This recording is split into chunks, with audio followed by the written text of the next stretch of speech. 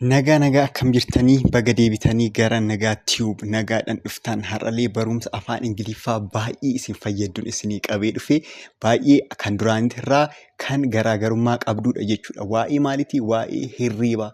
Amma hirriiba gara garaatiin rafuu dandeenya. Fakkeenyaaf yeroo tokko bakkuma teenyetti daqiiqaa tokkoof daqiiqaa lamaaf kanneen akkamitti afaan Ingiliffaatiin ibsinaa kan jedhu kana ilaallaa jechuudha.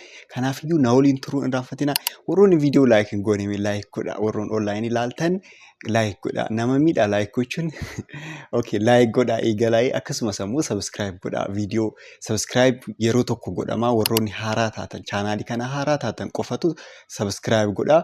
Yeroo biraa immoo viidiyoo laayik gootuu jechuudha. Kanaafiyyuu laayik gochuudhaan eegalaa. Warroonni daayirekt ABCD jedhee jalqabarraa kaasee dubbisan eegaluu barbaada jettanii gurmooftanii dhuftan akkasumas kophaa barachuu barbaaddanis nu dubbisuu dandeessanii haala salphaa ta'een haala isinii galuu danda'uun isin barsiisna jechuudha. Kanaafiyyuu mee har'a baay'ee mitii fireeziiwwan 4 yookaan ammoo himoota 4 kanan isiniif fidee dhufe.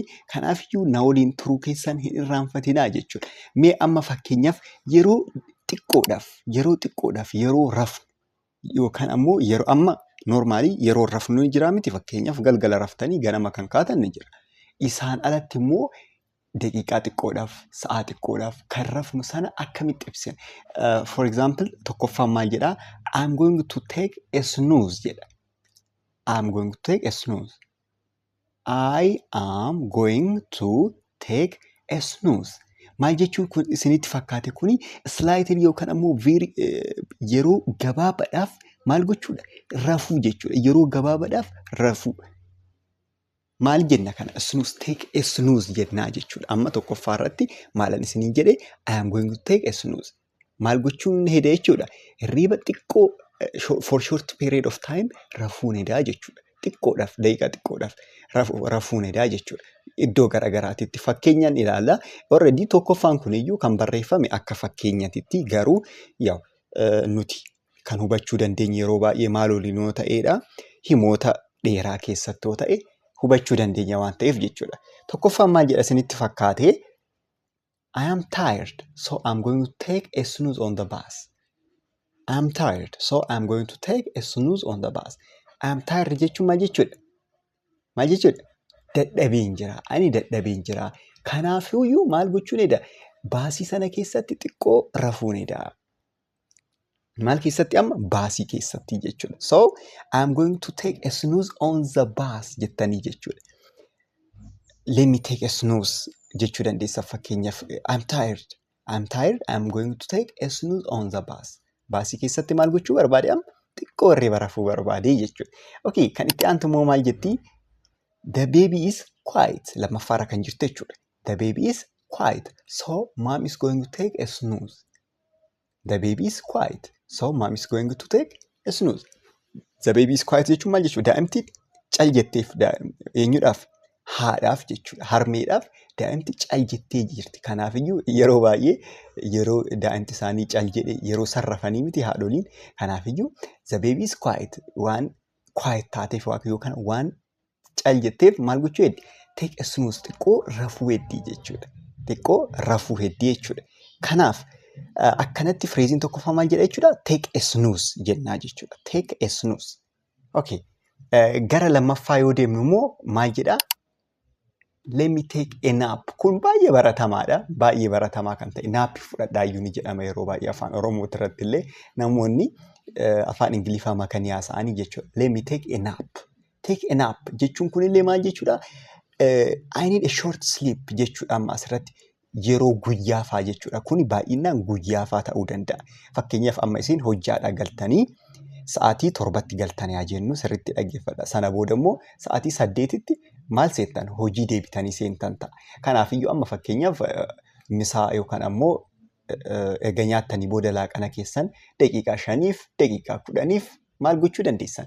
Akkanumatti idduma ceestaniif irratti maal xiqqoo rafuu dandeessan yookaan shillib jettanii ka'uu dandeessanii jechuudha. Sun maal jennaa? Naap jettanii jechuudha. Naap.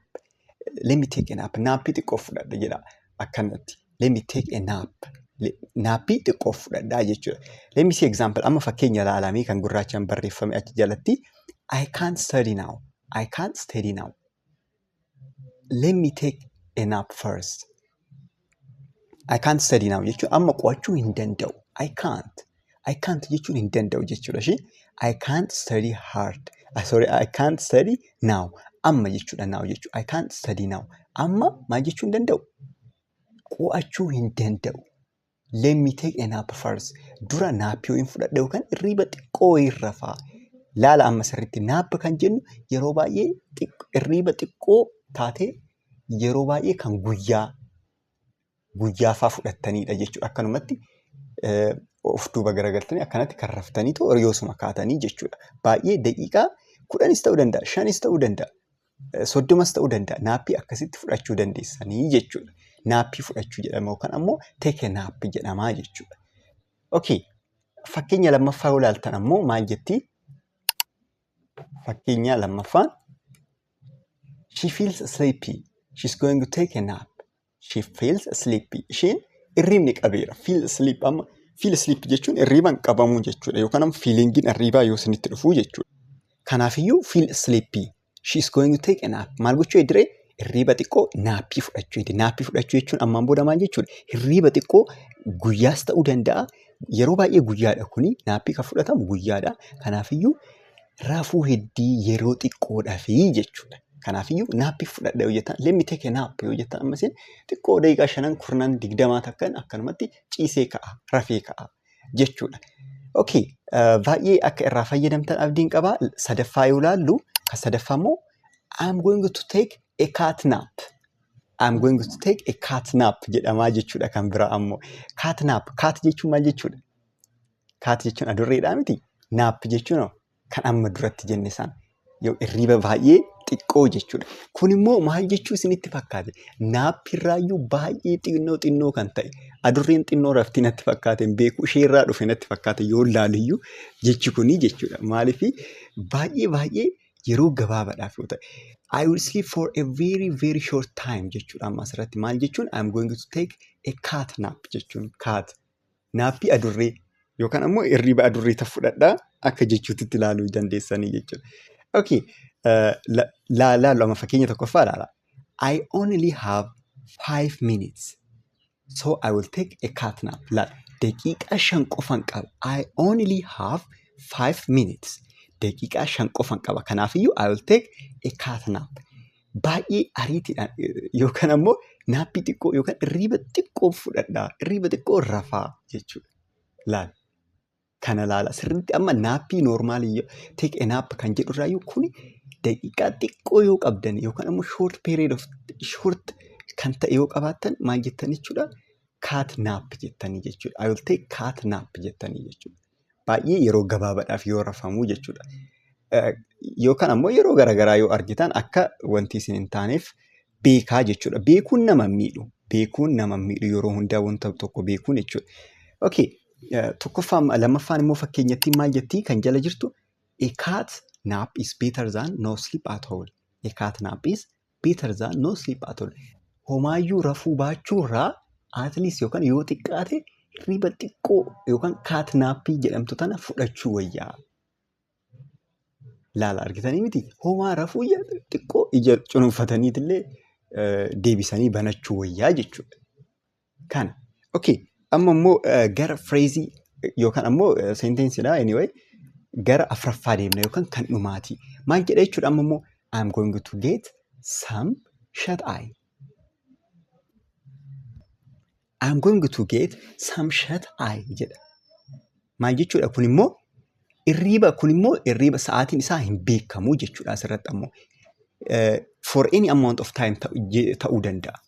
Hirriba rafuudha kun bakka gara hirribaa deemuudhaaf yoo barbaaddanii jechuudha. Kunillee waa'ee hirribatii I'm going to get some shut eye. I'm going to get some shut eye jettanii jechuudha. Fakkeenya laalaa. It is very late. I'm going to get some shut eye. Argitanii miti? It is very late jedhe. It is very late. Baay'ee sa'aan deemee jira. So maal? I'm going to get some shut eye. Kanaafiyyuu gara hirribaa yookaan rafuunidha. kun galgalallee fayyadamuu dandeessan. Galgala fayyadamuu dandeessan kuni riba narrafa jechuudha. Karaa biraatinii jechuudha. Riba narrafa jechuu barbaaddanidha kan akka fayyadamtanii jechuudha. Akka kaawwanii yeroo gabaabaadhaaf maal kan jedhu miti jechuudha. Amma fakkeenya lammaffaallee ni ilaalla. Okay, fakkeenya lammaffaa maal jetti? He needs to get some shut eye before his trip. He needs to get some shut eye before his trip.